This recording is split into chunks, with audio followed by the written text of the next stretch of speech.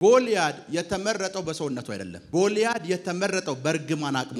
ልክ ሰውየው መናገር ሲጀምር ሰዎቹ መሳሪያ ይዘዋል፣ አቅም ከዳቸው፣ እርግማኑ ተቆጣጠራቸው። ጎልያድ የተመረጠው በሰውነቱ ብቃት አይደለም። ጎልያድ የተመረጠው በርግማን አቅሙ። በረከት ማለት ባላችሁ አቅም ልክ መለቀቅ ማለት ነው። እርግማን ማለት ደግሞ አቅም እያላችሁ መታሰር ማለት ነው። ሰውየው ምንድነው ያደረጋቸው? መራገም ጀመረ። መሳሪያ ይዘዋል፣ መተኮስ አይችሉም፣ ታስረዋል። ጉልበት አላችሁ፣ መዋጋት አይችሉም፣ ታስረዋል። ሰውየው ያሰራችሁ በምንድነው ሲባል በርግማኑ ቃል። ዛሬ በእናንተ ህይወት ላይ እናገራለን። ሰፈሩ በሙሉ በርግማን ታስሮ ቢሆን፣ ሰፈሩ በሙሉ አቅሙ ታስሮ ቢሆን፣ እናንተ መፈታት እንዲሆንላችሁ ጸልያለሁ። መንፈሳዊን ጦርነት በህይወታችሁ ላይ የምትከፍቱትና መንፈሳዊ ውጊያ ውስጥ የምትገቡት በኳልኩሌሽን መሆን አለበት። ሰፈር ውስጥ አንድ ጠንቋይ አለ። ይሄንን ጠንቋይ ካባረርኩ በኋላ ምንድነው ማገኘው የሚለውን ኳልኩሌት አድርጉ። ቤተሰብ ውስጥ ያሉ መሰዊያዎችን ካፈረስኩ በኋላ ምንድነው ማገኘው? ሲከተለኝ ከኋላዬ። አንደኛ ሳሙኤል ምዕራፍ 17 ሮብለት ስለ መንፈሳዊ ውጊያ ማስተማር ጀምሬ ነበር። ዛሬ የምንቀጥለው እሱን ነው። አንደኛ ሳሙኤል ምዕራፍ 17 ቁጥር 3 ፍልስጤማውያንም በአንድ ወገን በተራራ ላይ ቆመው ነበር። እስራኤልም በሌላ ወገን በተራራ ላይ ቆመው ነበር። በመካከላቸው ሸለቆ ነበረ። ምን ነበር? ሸለቆ ነበር። ያ ማለት ፍልስጤማውያን አንድ ተራራ ላይ ያሉ፣ እስራኤላውያንስ ሌላ ተራራ ላይ ያሉ። ሸለቆው ውስጥ ወርደው ምን ሊገጥሙ ነው? ጦርነት። ወደ ቁጥር 8 እንምጣ። እርሱም ቆሞ እስከ 11 ድረስ ወደ እስራኤል ጭፍሮች ጮኸ። ለሰልፍ ትሰሩ ዘንድ ለምን ወጣችሁ? እሱም የሚለው ጎልያድን ነው። እሺ፣ እኔ ፍልስጤማዊ እናንተም የሳኦል ባሪያዎች አይደላችሁምን? ለእናንተ አንድ ሰው ምረጡ፣ ወደ እኔም ይውረድ። ከእኔም ጋር ሊዋጋ ቢችል ቢገለኝም ባሪያዎች እንሆናቸዋለን። ከእኔ ጋር ሊዋጋ ቢችል ቢገጥመኝም ባሪያዎች እንሆናለን። እሺ፣ እኔ ግን ባሸንፈው ብገድለውም እናንተ ባሪያዎች ትሆኑናላችሁ። ምን ትሆናላችሁ? ባሪያዎች ትሆናላችሁ። ለእኛም ትገዛላችሁ። ፍልስጤማውያን ዛሬ የእስራኤልን ጭፍሮች ተገዳደርኳቸው። እሺ፣ እንዋጋ ዘንድ አንድ ሰው ስጡኝ አለ። እሺ፣ ሳኦልና እስራኤልም ሁሉ እንዲህ የሚላቸውን የፍልስጤማውያንን ቃል በሰሙ ጊዜ የፊልስጤማዊ ቃል የሰሙ ጊዜ እጅግ ፈሩ፣ ደነገጡ። ክብር ለኢየሱስ ይሁን። በጥንት ጊዜ ውስጥ ሰዎች ለጦርነት በሚወጡበት ሰዓት ዳይሬክት ወደ ጦርነት አይገባም። ከዛኛው ግሩፕ አንድ ሰው ይመደባል፣ ከዚህኛው ግሩፕ አንድ ሰው ይመደባል። እነዚህ ሰዎች ወይ ጦርነቱን ያስጀምራሉ ወይ ጦርነቱ በእነሱ ያልቃል። ከዛኛውም ግሩፕ የሆነ ሰው ይመደባል፣ ከዚህኛውም ግሩፕ ይመደባል። መጀመሪያ ሁለቱ ናቸው ፋይት የሚያደርጉት። የሰማችሁ ነው። ሁለቱ ፋይት ያደርጋሉ እና ፊልስጤማውያን እዚህ ስፍራ ጋር ጎልያድን መረጡ። እስራኤላውያን ጋር መጡና እናንተም ስንት ሰው ምረጡ? አንድ ሰው ምረጡ። ጦርነቱን እርስ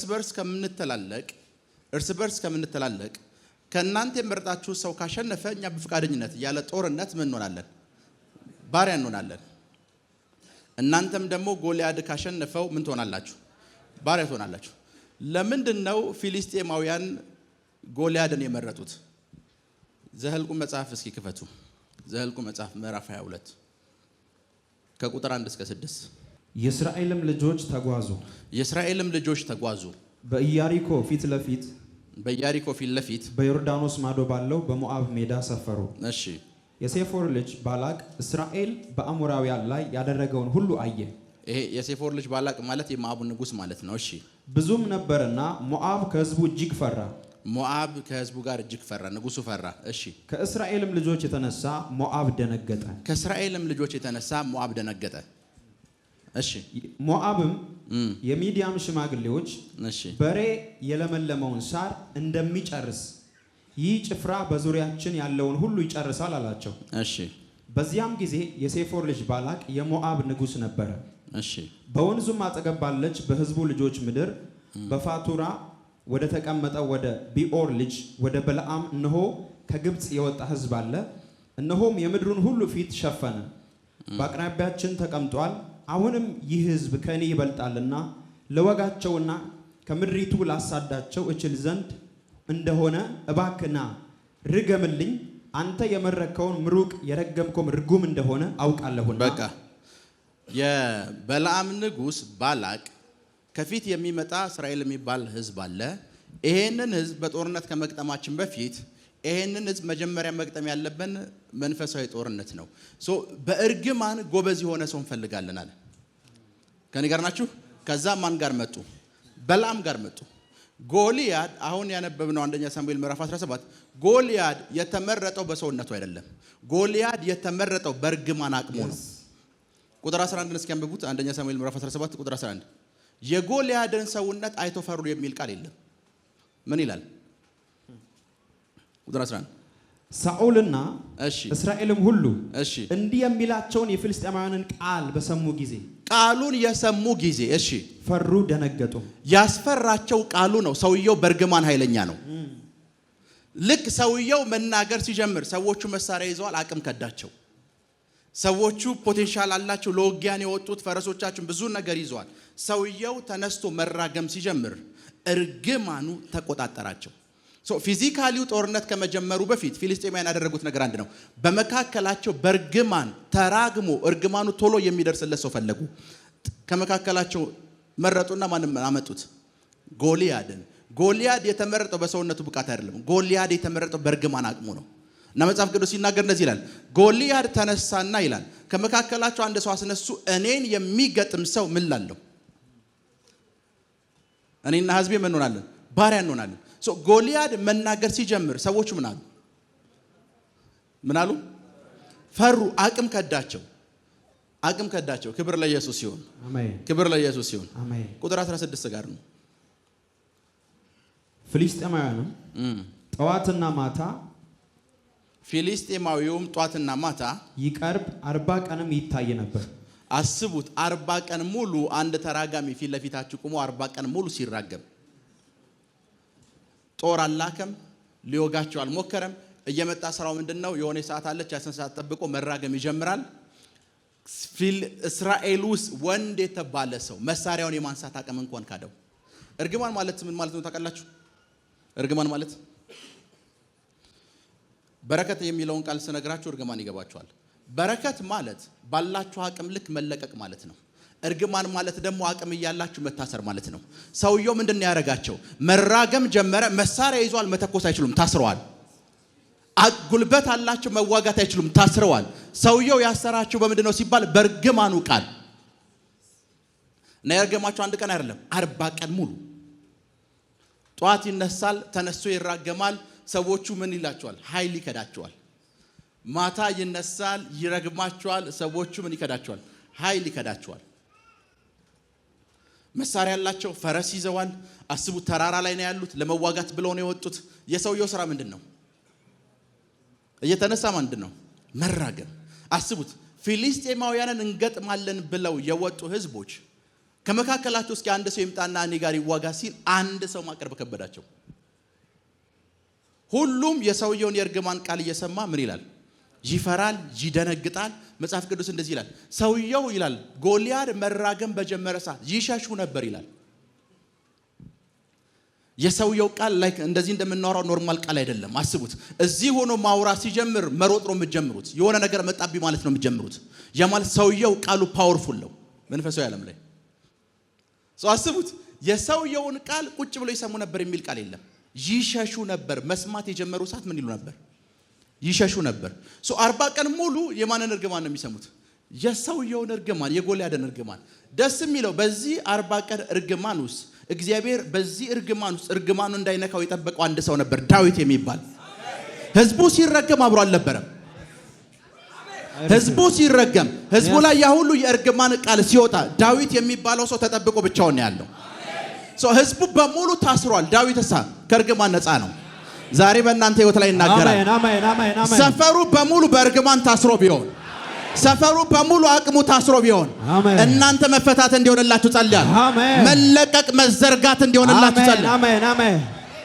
ቁጭ በሉ ቁጭ በሉ ቁጭ በሉ። አስቡት ሙሉ እስራኤላውያን ከዚህ ሰውዬ እርግማን የተነሳ አንድ ሰው መግደል ከብዷቸዋል።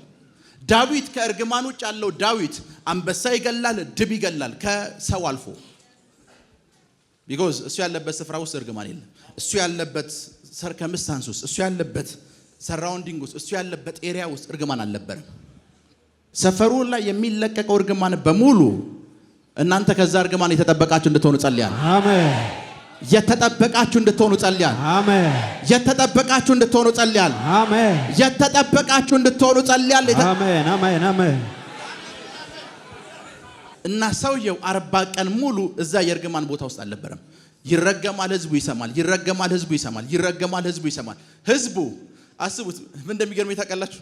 40 ቀን ሙሉ ህይወት ተመልሰው ወደ ድንኳናቸው ህይወት አልቀጠሉም። 40 ቀን ሙሉ ተራራ ላይ ሆነው ያላቸውን እየበሉ ምን እንደሚሰሙት ከርስ የሚሰሙት እርግማን ነው። በየቀኑ አስቡት። ለ40 ቀን ሰውየው በእስራኤል ፊት ለስንት ቀን ይታይ ነበር? ለ40 ቀን እና 40 ቀን ሙሉ ሰው ህዝቡ ተሰብስቦ የሚሰማው ምንድነው? እርግማን። ክብር ለኢየሱስ ይሁን። ክብር ለኢየሱስ ይሁን።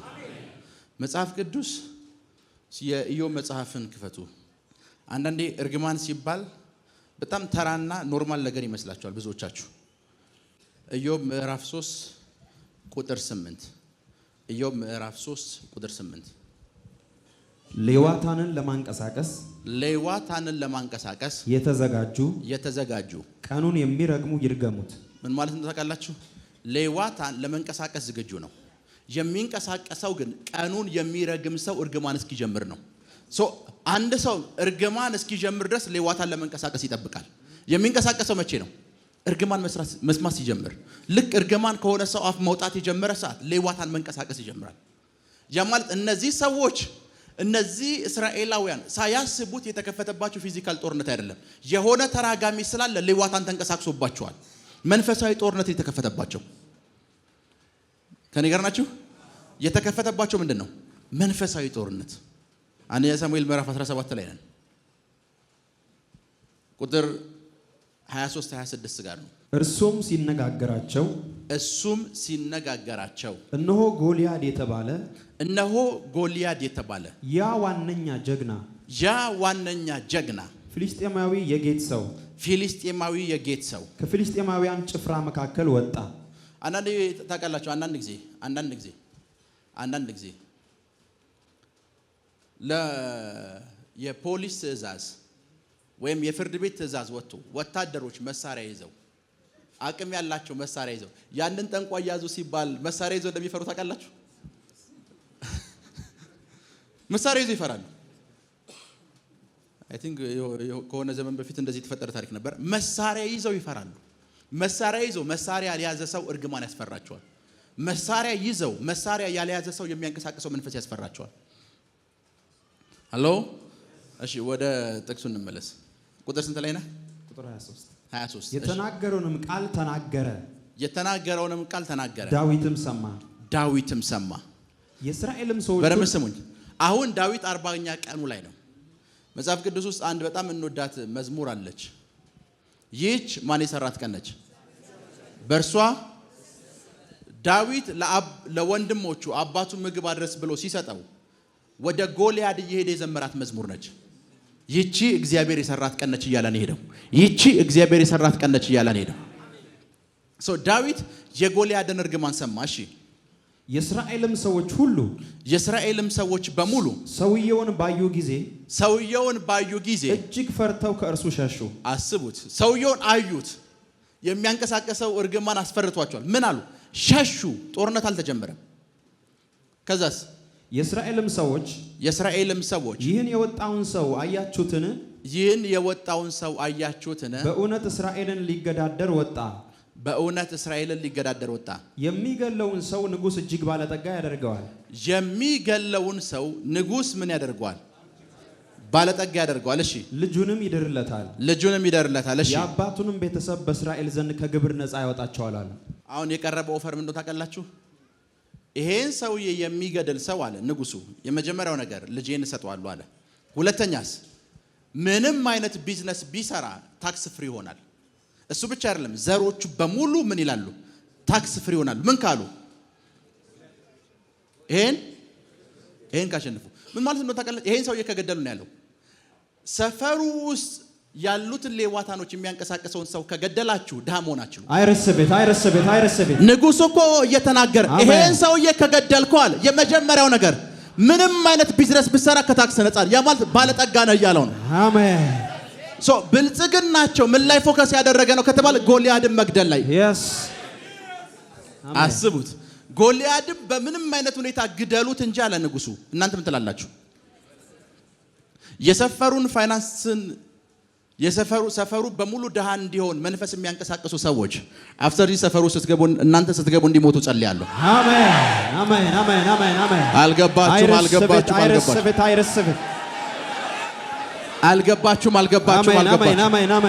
ቁጭ በሉ። ሳኦል ንጉሱ ምን ብሎ የተናገረ ነው? የናንተ ብልጽግና ያለው ይሄንን ሰውዬ በመግደል ውስጥ ነው እያለ ነው። የናንተ በረከት የሚለቀቀው ይሄ ሰውዬ ምን ሲል ነው? ሲሞት ነው። በረከት ብቻ ትዳር ጭምር የሚለቀቀው ይሄ ሰውዬ ምን ሲል ነው? ምን ማለት እንደሆነ ታውቃለች? የናንተን ፕሮስፔሪቲ ብልጽግና የያዘው ይሄ ሰውዬ ነው እኮ እያላቸው። ቤታችን ሂደን እንዳንሰራ ያደረገን ይሄ ሰውዬ ነው። እኔ ራሴ እንኳን ንጉሱ ቤተ መንግስት እንዳልገባ ያደረገኝ ይሄ ሰው። ይሄን ሰውዬ ግደሉት እንጂ በህይወት ዘመናችሁ ምን አትሆኑ? ደሃ አትሆኑ። ራካቶንዶ ሮቦሳ ካታራ ባሻ አሜን። ይሄን ሰውዬ ብቻ ምን በሉት? ግደሉት። ይሄን ሰውዬ ብቻ ግጠሙትና ምን በሉት? አሸንፉት። ገጥማችሁ ምን በሉት? አሸንፉት፣ ግደሉት። እስካሁን ለምንድነው ፕሮስፐር ያላደረግ ነው? ለምንድነው እስካሁን ባለጸጋ ያልሆንኩት? ፕሮፌት ፋሚሊያችሁ ውስጥ ገጥማችሁ መግደልና ማሸነፍ ያለባችሁ መንፈስ አለ። እናንተንም ፋሚሊያችሁንም ፈሪያድ ቢዝነስ ሲባል ፈሪ ያደረገ፣ ፋይናንስ ሲባል ፈሪ ያደረገ፣ ከገንዘብ እንድትሸሹ የሚያደርግ፣ ከፕሮስፔሪቲ እንድትሸሹ የሚያደርግ፣ ከሆነ ስራ እንድትሸሹ የሚያደርግ፣ ገንዘብ እናንተን እንዲሸሽ ያደረገ አንድ ስፒሪት አለ። ስፒሪቱንና ያንን መንፈስ የተሸከመውን ሰው እስካልገደላችሁ ድረስ የእናንተ ፋይናንስ አይለቀቅም። እያወራን ያለነው ስለ መንፈሳዊ ውጊያ ነው። ጎልያድን የገደለ ሰው ምን ይሆናል? ከታክስ ነፃ ይሆናል። ከታክስ ሁሉም ሰው ይቀረጣል። ጎልያድን የገደለ ሰውስ አይቀረጥም። እሱ ብቻ አይደለም እኮ አለ። አስቡት ምን ማለት እንደሆነ ልንገራችሁ። ጆና ምን ማለት እንደሆነ ልንገራችሁ። ጎልያድ እዛ ጋር አለ። የሚገጥመው ማን ነው? አንድ ሰው አይደለ? ያ ሰው ጎልያድን ካሸነፈው አለ ንጉሱ፣ ይሄ ሰውዬ ብቻ አይደለም ቤተሰቦቹ በሙሉ ከታክስ ነፃ ይሆናሉ አለ። ምን ማለት እንደሆነ ልንገራችሁ። ፋሚሊውን በሙሉ ድሃ ያደረገን የፋሚሊውን ፋይናንስ የተቆጣጠረው መንፈስ እናንተ አሸንፉት እንጂ እናንተ ብቻ አይደለም ነፃ የምትወጡት። የአባታችሁ ቤት በሙሉ ነው ነፃ የሚወጣው። ዘራችሁ በሙሉ ነው ነፃ የሚወጣው። አሜን። ምን ማለት መሰላችሁ? የእናንተ ቤተሰብ ነፃ መውጣት ያለው በእናንተ ነፃ መውጣት ውስጥ ነው። ለዛ ነው ጳውሎስና ሲላስ እንደዚህ ያሉት የእስር ቤቱን ጠባቂ፣ አንተ ብቻ እመን አሉት። ስለ ቤተሰቦች አያሳስብህ፣ አንተ እመን፣ ቤተሰቦች ይድናሉ። የቤተሰቦች ነፃ መውጣት ያለው ባንተ ውስጥ ነው።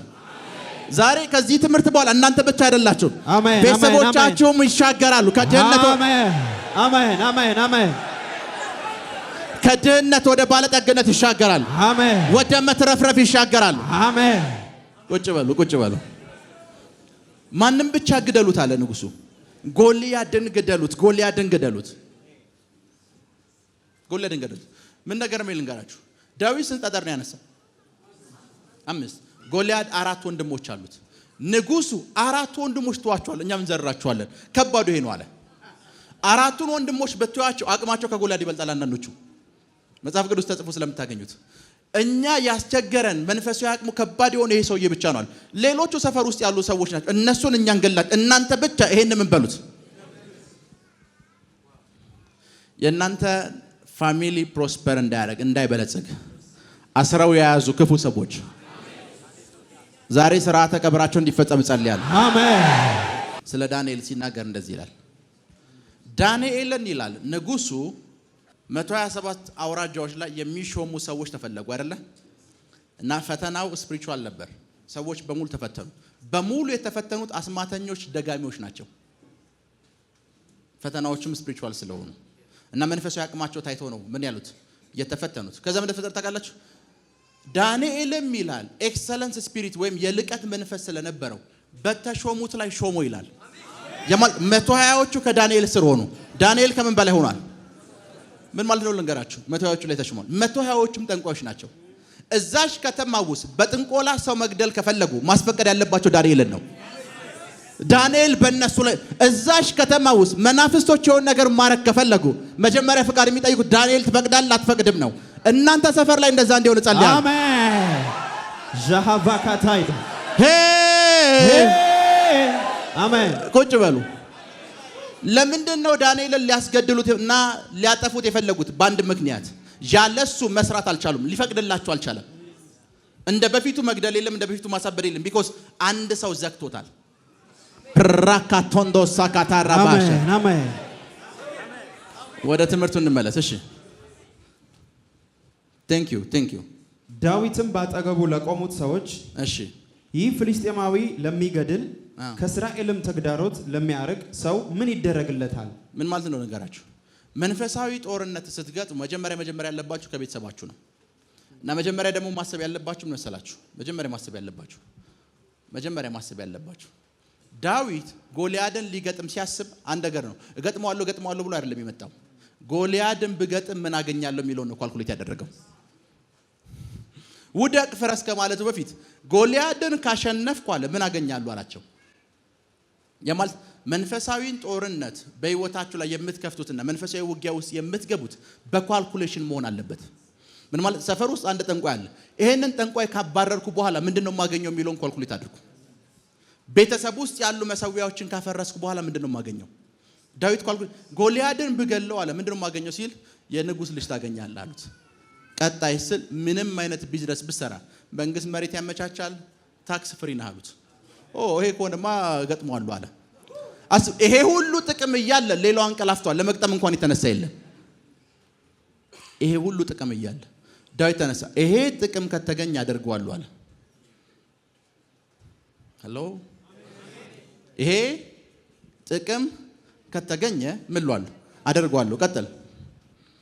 ይሄው አምላክ ጭፍሮችን የሚገዳደር ይህ ያልተገረዘ ፍልስጤማዊ ማን ነው? አሁን ዳዊት ጦርነቱን ጀመረ። ኪዳን የሌለው ሰው እንዴት ነው እናንተ ሊያስፈራችሁ? እኔ ገጥመዋለሁ አለ እና እሱ ኪዳን የለውም፣ እኔ ኪዳን አለኝ። ያልተገረዘ ነው፣ እኔ የተገረዝኩ ነኝ። ሄሎ ይህ ያልተገረዘ ፍልስጤማዊ ማለት እንደው ታውቃላችሁ? እግዚአብሔር አብሮት የሌለው ሰው ነው አላቸው። እኔ ጋር የተገረዝኩ ነኝ። የኪዳን አምላክ አብሮኝ አለ። የሰራዊት ጌታ እግዚአብሔር አብሮኝ አለ። ዳዊት መንፈሳዊ ጦርነቱን ከጎልያድ ጋር ሲጀምር ምን ቼክ እንዳደረግ ታውቃላችሁ? ከጎልያድ አጠገብ ማን አለ ብሎ ነው። ከጎልያድ አጠገብ ሲያይ እግዚአብሔር የለም። ቢኮዝ ጎልያድ አልተገረዘም። ይህ ያልተገረዘ ፍልስጤማዊ አለ ብቻውን ነው አለ። ሜቢ የእሱ አማልክቶች ጋር ሊሆን ይችላል። እኔ ግን የተገረዝኩ ነኝ። ጦርነቱ ተጀመረ። ክብር ለኢየሱስ ይሁን። ወደ ቁጥር 43 ነው። ወደ ቁጥር 43 ፍልስጤማዊም ዳዊትን በትር ይዘህ የምትመጣብኝ እኔ ውሻ ነኝን? በትር ይዘህ የምትመጣብኝ እኔ ውሻ ነኝን? እሺ ፍልስጤማዊው እሺ በአምላኮቹ ስም ዳዊትን ረገመው። አስቡት፣ የሆኑ ሰዎችን 40 ቀን አደንዝዟል። አሁን ያ ማደንዘጃ ወይም የእርግማኑ መሳሪያ ዳዊት ጋር የሚሰራ መሰለው እና ሌሎችን 40 ቀን ሽባ አድርጓቸው ዳዊት ጋር መጣና ረገመው። ቀጣይ ምን እንደተፈጠረ ቁጥር 45 ጋር ነው። እንደተለመደው ዳዊት ምን አለው? ረገመው። ሌሎቹ ተረግመው ምን ብለዋል? ፈርተዋል። ሌሎቹ ተረግመው ምን ብለዋል? ደንግጠዋል። ሌሎቹ ተረግመው ሸሽተዋል። ቸርች ውስጥ ታውቃላችሁ አይደል? ቸርች ውስጥ በጌታ 10 ዓመት እና 20 ዓመት ነው የምንላቸው ሰዎች ፕሮፌት ዳዊት አንድ ጠንቋይ መጥቷል። አሁን በቃ ሲደግሙብኝ ነው የሚውሉት። 20 ዓመታቸው ነው በጌታ ተረግመዋል፣ ይሸሻሉ። ተረግመዋል፣ ፍርሃት ውስጣቸው አለ። ዳዊት ጋር ስትመጡስ ረገመው ይላል። በአምላኮቹ ስም ምን አለው? እሺ ዳዊትም ፍልስጤማዊውን አለው አንተ ሰይፍና ጦር ጭሬም ይዘህ ትመጣብኛለህ። አንተ ሰይፍ ጭሬ ጦር ይዘህብኝ ትመጣለህ። እኔ ግን ዛሬ በተገዳደርከው በእስራኤል ጭፍሮች አምላክ ስም እመጣብሃለሁ። በደንብ ስሙኝ። አንተ ረግመኸኛል፣ ያለህኝን መሳሪያ በሙሉ ተጠቅመሃል አለው። እኔ ደግሞ የምገጥምህ ድንጋይ ወይ መሳሪያ የሆነ ነገር ይዤ አይደለም፣ ስም ይዤ ነው የምመጣው። የእስራኤልን አምላክ ስም ይዤ ነው የምመጣው። አሜን። አሁን ጦርነቱ መንፈሳዊ እንደሆነ ስለገባው ስም ይዞ ነው የመጣው ዳዊት። አሜን። ጎልያድን ለማሸነፍ ዳዊት ምንድን ነው የተጠቀመው ካላችሁ ብዙዎቻችሁ ድንጋይ ነው የምትሉኝ። አይደለም፣ ስም ነው የተጠቀመው። በማን ስም እመጣብሃለሁ? በተገዳደርከው በእስራኤል አምላክ ስም እመጣብሃለሁ። ክብር ለኢየሱስ ይሁን። አሜን። ክብር ለኢየሱስ ይሁን። ጎልያድን ሲገጥመው ምን ይዞ ነው የመጣው? ስም። አሁን በእናንተ ቤተሰብ ውስጥ የእናንተን ቤተሰብ ፋይናንስ የተቆጣጠሩ ክፉ ሰዎችና መናፍስቶችን ምን ይዘንባቸው እንደምን ታውቃላችሁ? ስም። ብርቱ የሆነ ስም።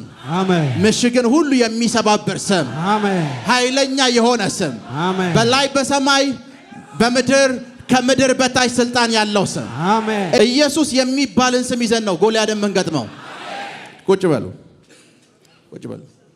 መጽሐፍ ቅዱሳችሁ ውስጥ የእግዚአብሔር ስም ማን ነው ብዬ በጠይቃችሁ ብሉይ ኪዳን ላይ ያህዌ ነው የምትሉኝ አይደል? ከዚህ በፊት ያህዌ ስለሚለው ስም ነግሬያችኋለሁ። እንዴት ከትንፋሻችን ጋር እንደሚገናኝ፣ እንዴት ከኤቭሪቲንጋችን ጋር እንደሚገናኝ ነግሬያችኋለሁ። ያህዌ ስም አይደለም። ስም ይመስለናል። ያህዌ ስም አይደለም። ያህዌ እግዚአብሔር ስም ሆኖ አያውቅም። ያህዌ ማለት ትርጉሙን ማለት እንጠቃላችሁ። አንደኛ ያለማንም እርዳታ የሚኖር ማለት ነው። ሁለተኛ የማናውቀው አምላክ ማለት ነው። አንድ ሰው ያህዌ ስትል አምላክ አለ ግን አላውቀውም እያልከኝ ነው። ለዛ ነው አዲስ ኪዳን ጋር መጣንና ያህዌ ኢየሱስ ሆነ። የማይታወቀው አምላክ ስሙ ታወቀ። ጂሰስ ነው ስሙ። አልገባችሁም? አሜን። ለዛው ነው በዚህ ስም ብትጸልዩ ያለ በላይ ያለው አባቴ ምን ይለዋል? ያደርገዋል። ለምን ሲባል ኔሙ ታውቋል። አሁን አሜን። ስሙ አሁን ታውቋል። ያ ስም ኢየሱስ ይባላል። አሜን። ከኔ ጋር ናችሁ? የማይታወቅ አምላክ ማለት ነው ያህዌ ማለት የማይታወቅ። ለዛ ነው ሙሴ አንድ ስፍራ ላይ ደረሰና እግዚአብሔር ትልቅ ነው አለና ኦኬ ምን ሊነግረን ነው ብለን ስጠብቅ እኛም አናውቀው ማለት ቢኮዝ ሁሉ ጊዜ ሲጠራው ማላውቀው እያለ ነው የሚጠራው። ትልቅ ነው አለ። ተራራ ሲያንቀጠቅጥ አይቻለሁ፣ ጭስ በጭስ ሲሆን አይቻለሁ፣ ባህር ሲከፈል አይቻለሁ፣ ሁሉን ነገር አይቻለሁ አለ። ትልቅ ነው አለ፣ ግን እኛም አናውቀውም። አስቡት፣ ያን ሁሉ ስታደርግ እንዴት አላወቅከውም? አናውቀውም። ሄሎ ምን አንለውም? አናውቀውም። እና ዳዊት ነገረው፣ በስም እመጣብሃለሁ። ዛሬ በዚህ ስም እንሄድባቸዋለን። አሜን። በዚህ ስም እንሄድባቸዋለን። አሜን። በዚህ ስም እንሄድባቸዋለን። አሜን። በዚህ ስም እንዘምትባቸዋለን። አሜን። በዚህ ስም አሜን። እና በዚህ አንተ በተገዳደርከው አምላክ ስም እመጣብሃለሁ። ዳዊት ይሄንን መንፈሳዊ ጦርነት በምንድን ነው ያሸነፈው ከተባለ በስም ስም ይዞ ነው የተነሳው። አሜን። ስም ይዞ ነው የተነሳው። አሜን። በዚህ አጋጣሚ አንድ ነገር ልንገራችሁ። እሺ ቀጥል። አንተ በተገዳደርከው በእስራኤል ጭፍሮች አምላክ ስም በሰራዊት ጌታ በእግዚአብሔር ስም እመጣብሃለሁ። እሺ እግዚአብሔር ዛሬ አንተን በእጄ አሳልፎ ይሰጣል። እሺ እመታሃለሁ፣ ራስህንም ካንተ አነሳለሁ፣ አንገትህን እቆርጣለሁ። የፊልስጤማውያንንም ሰራዊት ሬሶች ለሰማይ ወፎችና ለምድር አራዊት ዛሬ እሰጣለሁ። በቃ በዚህ ስም እመጣብሃለሁ አለ። በዚህ ስም መምጣት ብቻ አይደለም፣ እዚህ ያለ ያንተ ደጋፊ በሙሉ ዛሬ የሱን ስጋ አሞራ ይበሏል አለ። የሱን ስጋ ማን ይበሏል? አሞራ ይበሏል። ላለፉት ጊዜያት ቸርች ሰነፍ እንድንሆን ሶፍት ለስላሳ ክርስቲያን እንድንሆን ያስተማረችን። ሄሎ ሶፍት ለስላሳ ክርስቲያን እንድንሆን ያስተማረችን። ለስላሳ ክርስቲያን እንድንሆን ምን ማለት እንደሆነ ልንገራችሁ። አንድ ጊዜ አንዲት ሴት ቸርች ፕሮግራም ተካፈለች እና መንፈሳዊ አባቴ አስተማረ። መንፈሳዊ አባቴ ሲያስተምር በነገታው ይመስለኛል ወላጅ አባታቸው ከእንቅልፍ ተነሳ። ልጆቹን በሙሉ ሰበሰባቸው። እዛ ቤተሰብ ውስጥ ያገባ ሰው የለም። እዛ ቤተሰብ ውስጥ ሀብታም ሰው የለም። ተነሳ፣ እዛው ግቢያቸው ውስጥ ያለ አንድ ስፍራ ጋር ሄደ። ቆፈረና ቦትል ይሄ የእንትን ጠርሙስ ይሄ ለስላሳ ምናምን የሚቀመጥበት ጠርሙስ ቦትል ከዛ ቆፍሮ አወጣ። የልጆቹን ስም በሙሉ እዛ ቦትል ውስጥ ከቶ ቀብሮታል፣ ማንም እንዳይነሳ። አባታቸው እግዚአብሔር ላባ ያዕቆብ ጋር ሲሄድ ለላባ ምንድነው ያለው? ምን ብሎ ነው ስለ ያዕቆብ ያስጠነቀቀው? እንዳትነኳኳ አይደለም ያለው፣ በክፉ እንዳትናገረው። በክፉ ከተናገርከው ያቺ የተናገርከባት ቀን የመጨረሻ ትሆናለች። አስቡት፣ እግዚአብሔር እናንተን ለሚነካ በሙሉ ምላሹ ይሄ ከሆነ እናንተን ለሚነኩ ሰዎች ምላሻችሁ ምንድን ነው? አስቡት፣ እንዳትመታው እንዳትገለው አይደለም ያለው፣ በክፉ እንኳን እንዳትናገረው። በክፉ ምን እንዳትለው እንዳትናገረው። እና እዚህ ስፍራ አሁን ወደ ጎልያድ ልመለስ። እመጣብሃለሁ አለውና ከዛ እንደዚህ አለው፣ ስመጣብህ ካልሞትክ ጦርነቱን አላቆምም። ስመጣብህ ስጋህን አሞሮች ካልበሉት ምን አልልም አልመለስም። መናፍስቶች ጋርና መናፍስትን የሚያንቀሳቀሱ ሰዎች ጋር ጦርነት ስትገጥሙ የጦርነቱ መጨረሻ መሆን ያለበት እነሱ ሲጨረሱ ነው። የጦርነቱ መጨረሻ መሆን ያለበት የእናንተ የ20 ደቂቃ ጸሎት አይደለም። የጦርነቱ መጨረሻ መሆን ያለበት ልክ እነሱ ሲቀበሩ ነው።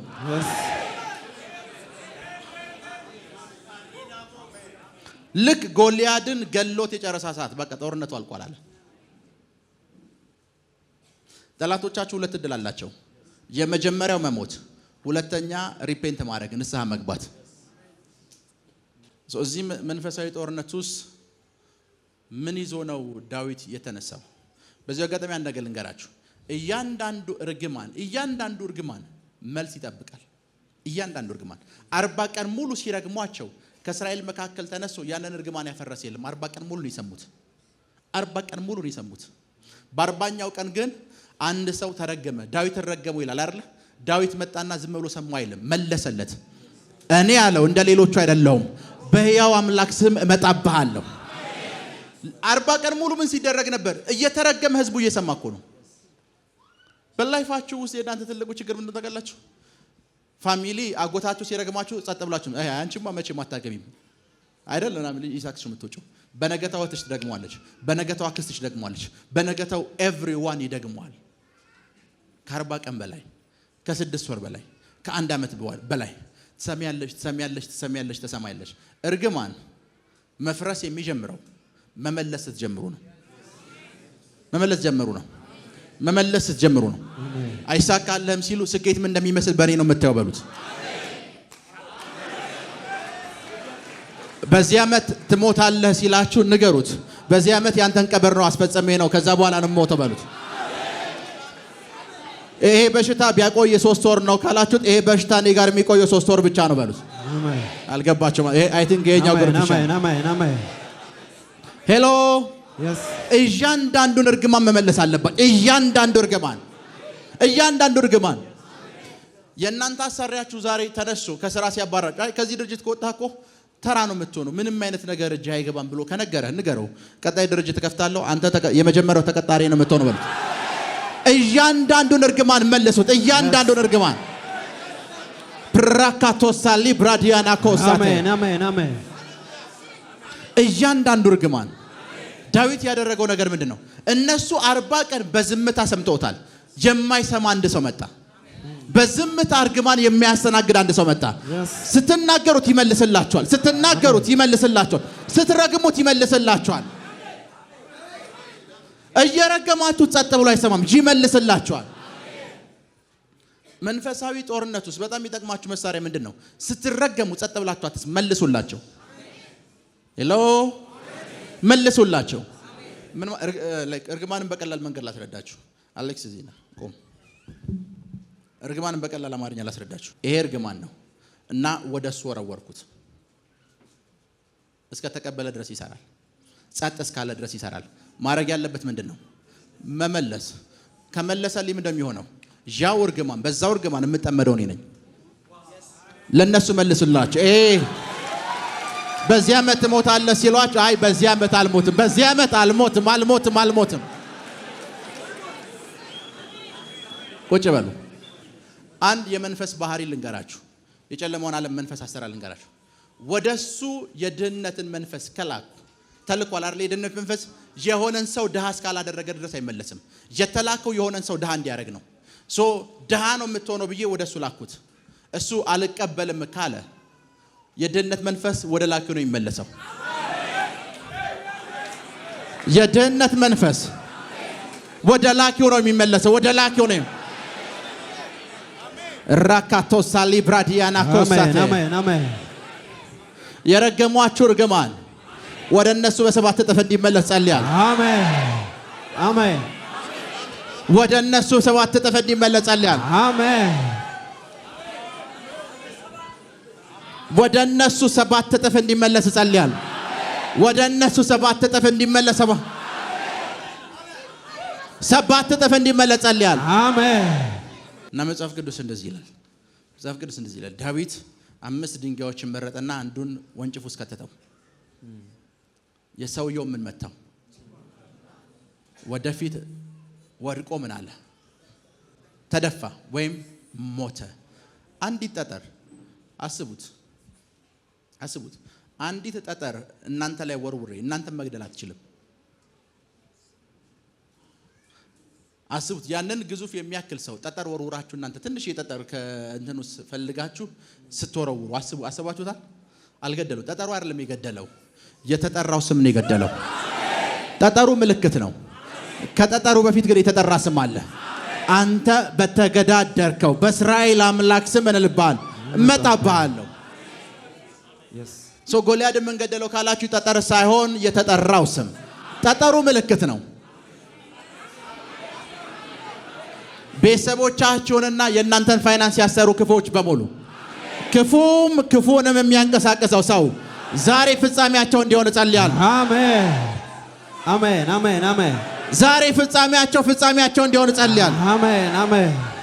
ፍጻሜያቸው እንዲሆን ጸልያለሁ። ፍጻሜያቸው እንዲሆን ጸልያለሁ። አሜን። ቁጭ በሉ።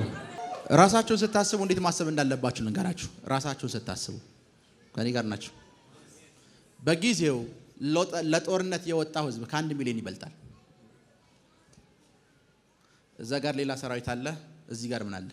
ሌላ ሰራዊት አለ። ጦርነቱ ተጀመረ። 40 ቀን ሙሉ ያ በሚሊዮን የሚቆጠረው ህዝብ በአንድ የእርግማን ስር በአንድ ተራጋሚና በዛ ሰው የእርግማን ስር ናቸው። ስንት ቀን ሙሉ? 40 ቀን። አንድ ሰው መጣ፣ የኔ ላይፍ እንደነዚህ ወንድሞቼ አይሆንም ማለት እንደነዚህ ወንድሞቼ በፍጹም ህይወት አይሆንም። በፍጹም አስቡት። ኢኮኖሚው አሁን ተመቷል ካሏችሁ ድሃ ለመሆን ፍቃደኛ አትሁኑ። የኔ ህይወት አለ ዳዊት እንደነሱ አይሆንም። እነሱ ታስረዋል፣ እኔ ለመታሰር ፍቃደኛ አይደለም። አሜን። አስቡት። ያ ሁሉ ህዝብ ተሰብስቦ ፍቃደኛ ያልሆነው ዳዊት ብቻ ነው። እንደ እብድ ሊቆጥሯችሁ ይችላሉ። ትክክል እንዳልሆናችሁ ሊነግሯችሁ ይችላሉ። ቢኮዝ ሁሉም ሰው የሚኖረው እንደዚህ ነው ይሏችሁ ይችላል። ኖ የኔ ላይፍ እንደዚህ አይደለም። የምታምጹ ሰዎች ሁኑ። እንደዚህ ለመኖር ፍቃደኛ አይደለም። የቤተሰቦችን ህይወት ለመርገም ፍቃደኛ አይደለም። እንደ ህዝቡ ለመኖር እንኳን ፍቃደኛ አይደለም። እንደ ህዝቡ ለመኖር አስቡት። ያ ሰው የመጀመሪያ እርግማን ሰባሪ ሆኖ መጣ። የመጀመሪያ አስቡት። ንጉሱም በዛ እርግማን ስር ለመኖር ፍቃደኛ ነው። 40 ቀን ሆኖታል። 40 ቀን ሙሉ ህዝቡ ታስሯል። ኤቭሪዋን በዛ እንትን ውስጥ ነው። አንድ ሰው ፍቃደኛ አይደለም ማለት አስቡት። ፋዘር ድሃ ነው፣ ማዘር ድሃ ነች። ወንድሞቻችን በሙሉ ድሆች ናቸው። አጎቶቻችሁ ቤት ብትሄዱ ልክ እንደዛው፣ ኤቭሪዋን ጋር ብትሄድ ልክ እንደዛው። ለምን እናንተ ፍቃደኛ ትሆናላችሁ? እንደ ዳዊት በፍጹም ፍቃደኛ አልሆነም። ይሄንን መንፈስ ያምላኬን ስም ይዤ ገጥመዋለሁ። ይሄንን እርግማን ያምላኬን ስም ይዤ ገጥመዋለሁ። ያምላኬን ስም ይዤ ገጥመዋለሁ። አስቡት። እህቶቻችሁ በሙሉ አላገቡም። ያክስቶቻችሁ ልጆች በሙሉ አላገቡም። ያጎቶቻችሁ ልጆች በሙሉ አንድ የወለደ ሰው የለም ወይ? ለምን ፍቃደኛ ትሆናላችሁ? ለምን ፍቃደኛ ትሆናላችሁ? በእናንተ ቤተሰብ ውስጥ አያት፣ ቅድሚያት፣ ኤቭሪዋን በሙሉ ቢጠራ በሙሉ እኮ ነው የምላችሁ ቢጠራ አንድ ታዋቂ ወይም በሆነ ነገር የሚታወቅ ሰው የለም። እንደ ዳዊት ነው መሆን ያለባችሁ። ይሄንን ነገር ሰብሬ መውጣ ሰው ነኝ። ሰብሬም ለመታሰር ፍቃደኛ አይደለሁም። በእንደዚህ አይነት ሁኔታ ለመኖር ፍቃደኛ አይደለሁም። ፍቃደኛ አይደለሁም። ፍቃደኛ አይደለሁም። እንደ ቤተሰቤ ለመኖር ፍቃደኛ አይደለሁም። እንደ አብሮ አደጌቼ ለመኖር ፍቃደኛ አይደለሁም። እንደ ከተማው ለመኖር ፍቃደኛ ያንን የምትሰብሩ ሰው ሆነ አለብ የምትሰብሩ ሰው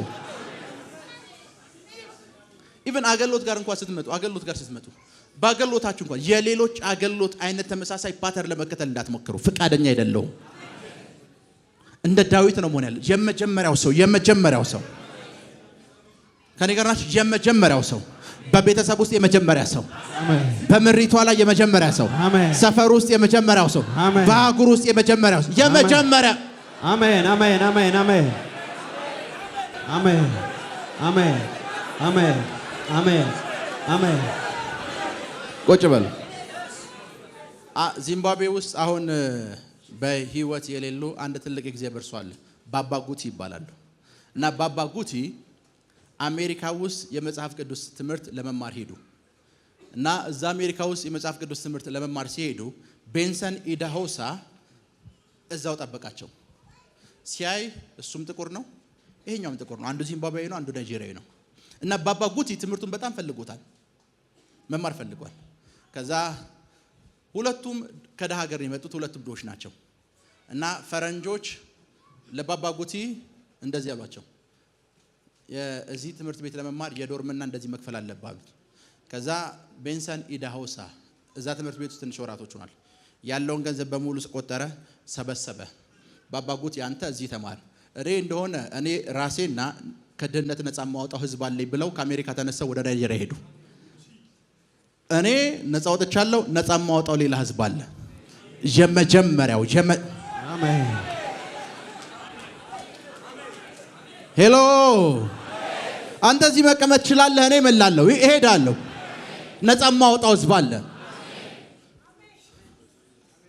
ዛሬ ይሄንን ቀን ስናውጅ እንኳን የተናገርነው ቃል ነው። የብዙ ሺዎች የነፃነት ቀን ብለን ያወጅነው። የብዙ ሺዎች የነፃነት ቀን፣ የናንተ የነፃነት ቀን፣ የናንተ የነፃነት ቀን፣ የነፃነት ቀን። ቁጭ በሉ። ያንቺ የነፃነት ቀን። አሜን አሜን። በደም ስሙ። እንደ ዳዊት አይነት አእምሮ ይኖራችሁ።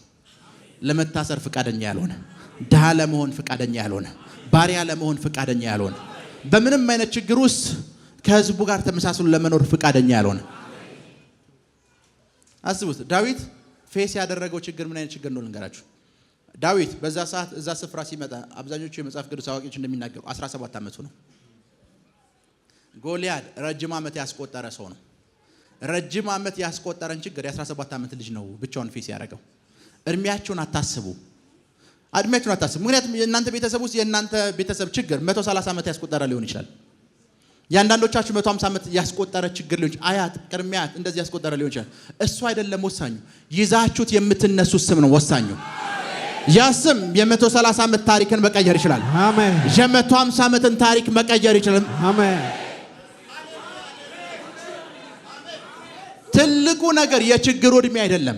ትልቁ ነገር ምንድነው? ይዛችሁት የምትነሱት ስም። ስለተከታተላችሁን እናመሰግናለን። የሄቨን ቲቪ የአራሰት አገልግሎት በቤታችሁ ሆናችሁ መከታተል ለምትፈልጉ ቀጥሎ ያለውን የኢትዮሳት ፍሪኩዌንሲ ተጠቀሙ። ፍሪኩዌንሲ 11605፣ ፖላራይዜሽን ሆሪዞንታል፣ ሲምቦል ሬት 45000። በተጨማሪም በየጊዜው የምንለቃቸውን ቪዲዮዎችና የተለያዩ መረጃዎችን ለመከታተል ፕሮፌት ሚራክል ተካ የሚለውን የፌስቡክ ገጻችንን ላይክ እና ፎሎ ያድርጉ። እንዲሁም ፕሮፌት ሚራክል ተካ የሚለውን የዩቲዩብ ቻናላችንን ሰብስክራይብ ያድርጉ። የምንለቃቸውን አዳዲስ መንፈሳዊ ቪዲዮዎች በሰዓቱ ቀድሞ እንዲደርሱት ደግሞ የደውል ምልክቱን ይጫኑ።